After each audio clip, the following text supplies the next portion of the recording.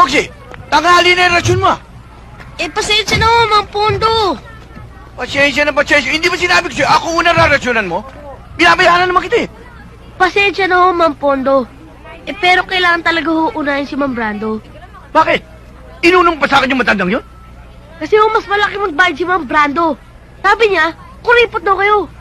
Sinabi niya yun? Kuripot ako? Yes! Sige, titingnan ko. Kuripot ha? O yan. Bete, katulad ng dati. O di dadagdan. Ito naman. Yeah. Ayan, Gis.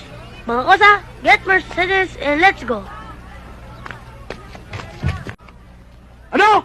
Sinabi ni Poldo na kuripot daw ako? Opo. Ako nga laging taya sa merienda namin eh. At hindi lang yun nasabi ni Mang Pondo. Ano? Matanda na raw kayo. Oh, matanda.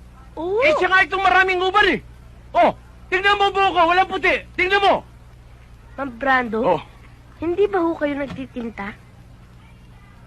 paano mo nalaman? Huwag mong Na... pagsasabihan ha. Isip ko lang. Magkano ba ang dinagdag ni Poldo sa'yo? 15. 15. Gagawin ko ito nito. Dodoblein ko. Oh. Ayan. Teka muna. Pero, unahin mo ko, ha? O, sige. Okay.